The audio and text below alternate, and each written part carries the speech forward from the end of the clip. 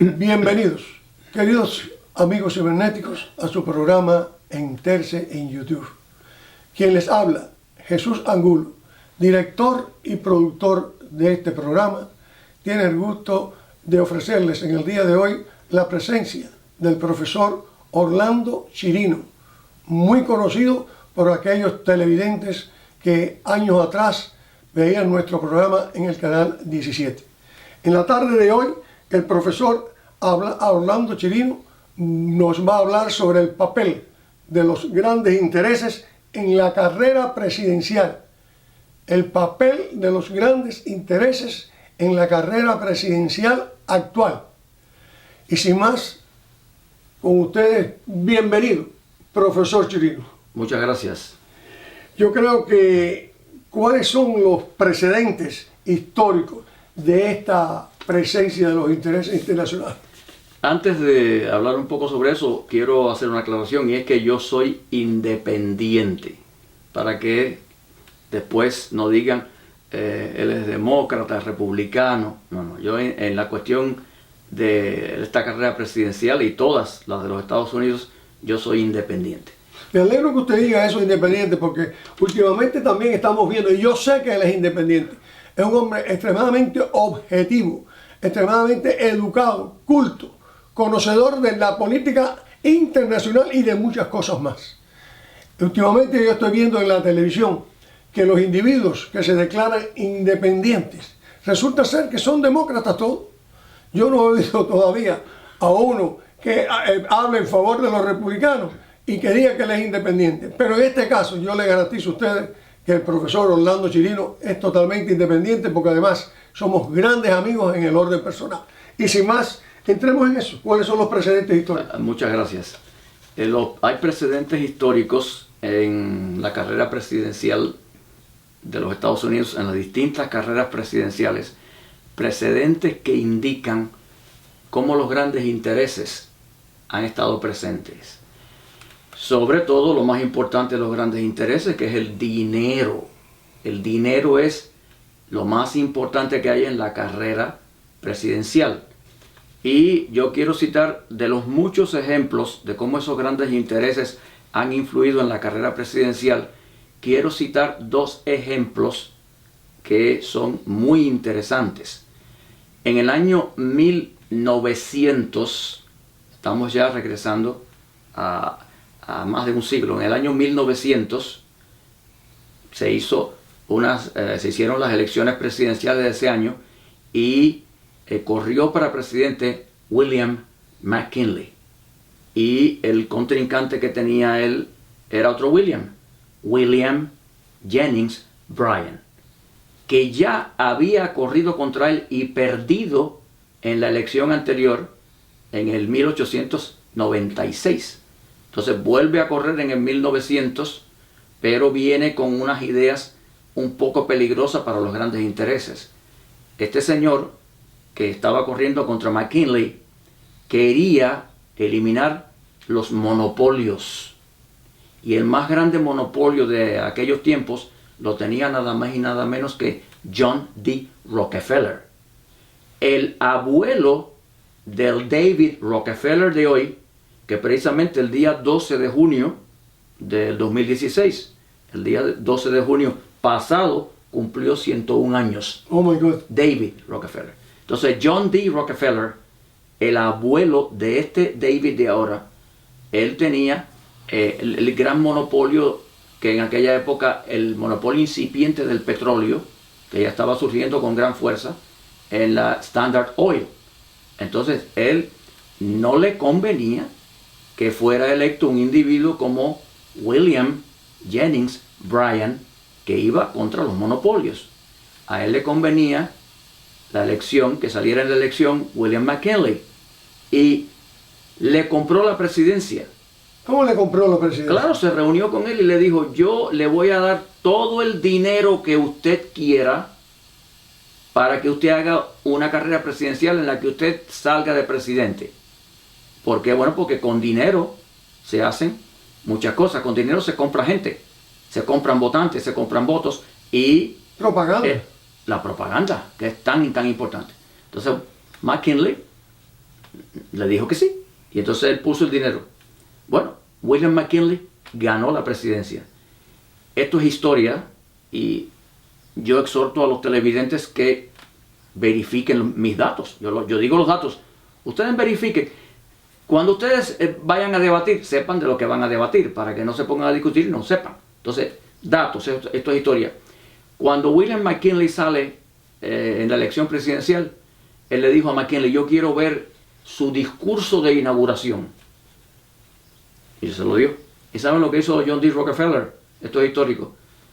Miró el discurso y con un lápiz, y este señor que ya era presidente, delante, esto no me gusta, se lo tachó. Esto tampoco me gusta, se lo tachó. Ese fue, claro, el que iba a ser McKinley, si le compró la presidencia y se la regaló. Otro ejemplo. Pero hubo pruebas de eso, de personas que lo vio en el momento, todo eso existe. Eso está en la biografía de John D. Rockefeller. Y también personas que lo vieron, porque eso se hizo delante de varias personas. Así que, después de esto, en el 1913, otro ejemplo de los muchos ejemplos, en el año 1913, salió del presidente Woodrow Wilson. Y un grupo de poderosísimos banqueros le dijeron a él, nosotros le vamos a regalar a usted también la presidencia, pero después usted tiene que servirnos a nosotros. Salió presidente. ¿Y qué hizo Wilson?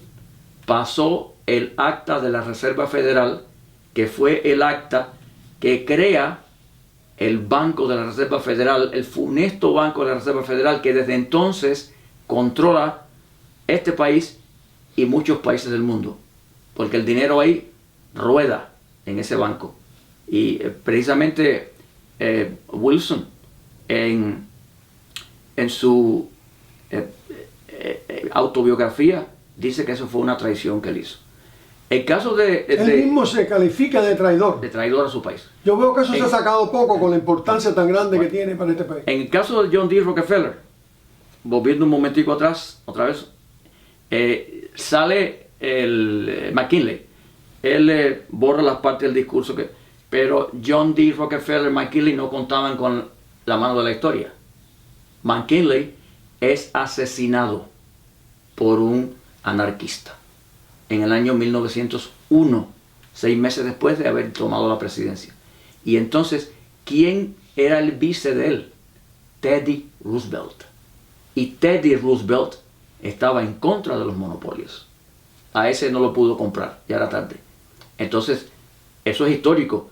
El famoso juicio del gobierno de los Estados Unidos contra John D. Rockefeller, los monopolios. Bueno, John D. Rockefeller perdió y tuvo que dividir su monopolio en 30 y tantas compañías. ¿Sabe lo que hizo John D. Rockefeller? Invirtió en cada una de las compañías y se hizo todavía mucho más rico de lo que era con la división de las compañías. Entonces, usted ve que de todas maneras ganan. Entonces, ahí tenemos el ejemplo de Rockefeller y el ejemplo de Woodrow Wilson, que pasa el acta de la Reserva Federal. Usted ha pasado muy por arriba de la Reserva Federal, porque otras veces usted ha dedicado programas enteros a la Reserva Federal. Pero ya que estamos hablando de cosas tan importantes y teniendo en cuenta que para mí lo más importante que ha habido en Estados Unidos ha sido probablemente una Reserva Federal privada, claro, no nacional, porque usa la palabra federal, pero en realidad es un truco. Exacto. Eso es privado, para hacer lo que le dé la gana. Esos son dos de los grandísimos intereses de lo que nosotros vamos a hablar ahora y que eran intereses que yo iba a comentar sobre. No, y ahí va la pregunta, claro, ¿cuáles son los grandes intereses? Bueno, pero me lució que no hicimos ningún hincapié en esto, que para mí esto es veneno para los Estados Unidos. Son 5 grandes intereses, de todos los intereses, 5 grandes. Es interesante el hecho de que David Rockefeller, el de ahora, en una ocasión dijo, estas son palabras de él, todos los estados, todos los gobiernos, todos los países, todos los pueblos deben servir los intereses de los bancos multinacionales. Bancos multinacionales. Fíjense en esas dos palabras. Él dijo que todos deben servir los intereses de los bancos multinacionales. El Banco de la Reserva Federal es un conglomerado de bancos internacionales, privados. Más claro ni el agua. Más claro ni el agua. Ese banco tiene, el Banco de la Reserva Federal son 11 bancos, 11, 12 bancos, de los más poderosos bancos del mundo que pertenecen a ese. Entonces, ¿qué es federal? Federal es la palabra. Entonces, ese Banco de la Reserva Federal controla, estamos hablando de los Estados Unidos, el dinero de los Estados Unidos. Ese es el banco que le presta al gobierno el dinero que el gobierno usa para todo. Nosotros escuchamos mucho por ahí en las noticias que esta administración tiene una deuda de no sé cuántos trillones, que debe no sé cuántos, son de trillones. Pero la gente nunca se pregunta, bueno, ¿quién es el deudor? ¿Y quién es el que debe? Entonces, el acreedor. Muy bien, bueno, el deudor es el gobierno, pero todo en lo que el gobierno gasta el dinero. Bueno, el deudor somos nosotros, es el pueblo. Bueno. ¿Y quién es el acreedor? El Banco de la Reserva Federal. Recuerden que el brazo cobrador del Banco de la Reserva Federal es el IRS, a donde nosotros pagamos impuestos. Pero ese banco, como imprime dinero, él es el que le da el dinero al gobierno. Porque lo importante del banco es mantener endeudados a las personas o las entidades. Porque cuando usted mantiene a una persona o una entidad endeudada, esa persona le debe a usted y usted puede tener autoridad sobre esa persona. Y eso es lo que pasa con el gobierno de los Estados Unidos, que el Banco de la Reserva Federal lo tiene agarrado por el cuello. Entonces, no porque aquí se le debe a China. No, aquí se le debe al Banco de la Reserva Federal, porque todo el dinero que se gasta en China y se gasta en todas partes, el banco se lo da al gobierno para que lo use. Y le voy a decir una cosa, y esto es para los televidentes, eso va en contra de la Constitución de los Estados Unidos. El artículo 1, sección 8 de la Constitución de los Estados Unidos de América dice con toda claridad que solo el Congreso tiene la autoridad de acuñar la moneda y declarar el valor de esta. Fíjese bien, eso el Congreso no lo está haciendo desde 1913. Porque ¿quién acuña la moneda? El Banco de la Reserva Federal. ¿Quién declara el valor de la moneda? El Banco de la Reserva Federal, que es el que declara el valor de los intereses. Ese banco es completamente independiente. Ese banco no tiene que rendirle cuenta al gobierno porque tiene el dinero que el gobierno usa. Ese banco tiene a todo el mundo cogido por el cuello. Fíjense que los que siguen esto, como lo sigo yo, ahora hay una presidenta del banco. Es una mujer. Es una mujer que es súper inteligente y tiene grados en economía. Ella se llama Janet Yellen. Es la presidenta actual del Banco de la Reserva Federal. Antes de ella fue Ben Bernanke. Ustedes se acordarán de él, pero ella es la presidenta del banco. Ellos se presentan delante de un comité de finanzas del Senado de vez en cuando. Que eso es una pantomima. Eso es lo que es. Bueno, la última vez que hubo un encontronazo entre ellos fue en julio del año 15. Eso lo pueden buscar en la prensa. Y está también en una página de internet que se llama Capitol Hill, que la saca el Capitolio. Y entonces, desde 1912, estos mequetrefes del Congreso, que están en ese comité de finanzas, le están diciendo a Bernanke primero y a Yellen después, que quieren hacer una auditoría del dinero que tiene el Banco de la Reserva Federal. Y eso a mí me da una risa. ¿Okay? Ella desde luego le dice que no. Y el otro le decía, no, ustedes no pueden hacer auditoría de nosotros. Y ella tuvo tremenda discusión en este encontronazo que tuvo con ellos cuando ellos le dijeron, pero ustedes han sido citados bajo pena para la corte. Nosotros no vamos a ir a ninguna parte. Así mismo contestó. Con palabras. Entonces, pero señora, lo mismo que le pasó a Bernanke cuando le preguntaron, ¿dónde se metieron los $2 millones que faltan de la... y Bernanke dijo, bueno, faltan. Y dice el congresista, pero ¿dónde están? Usted lo sabe. Dice él, sí, yo lo sé. Bueno, pero usted lo va a decir, no. Así mismo, porque ellos mandan más que el gobierno. Dioses. Señor, si yo soy quien le doy a usted su sueldo porque el sueldo de los congresistas sale del banco también, es el sueldo que el gobierno paga. Yo no tengo que rendir cuenta ninguna. Y entonces, aparte que es un banco privado, entonces le dijeron, dice un congresista a Yellen, pero bueno, usted ha sido irrespetuosa porque usted ni siquiera ha nombrado quién va a venir a la corte a decir, no, ella se puede decir. Entonces, pero usted debe entender, mire señor, esta es Yellen, el que debe entender es usted, que un banco central privado no tiene que rendirle cuenta al gobierno. Y eso es lo que conviene. El banco central, que no es privado, que es gubernamental, está influido por la política. Nosotros somos un banco central, pero así mismo, porque ellos no ocultan lo que son. Entonces, fíjese cómo esa señora y Bernie, que primero se paran delante de un comité de finanzas y le dicen lo que ellos quieren decirle y no pasa nada, porque ellos están más allá de todo control. Eso es lo que cuando los congresistas y los senadores van a los senadores, los representantes, van a programas de radio. Eso no, programas de radio en español, porque en español se dice una cosa para endulzar los oídos de los oyentes y en inglés se dice otra cosa. Entonces, cuando ellos van a los programas, nadie les pregunta eso, porque es que nadie sabe. La falta de información que hay es enorme. Ese es el problema del Banco de la Reserva Federal. Hay otro de los grandes intereses que es el complejo militar industrial. Ese es tan malo como el primero, el banco.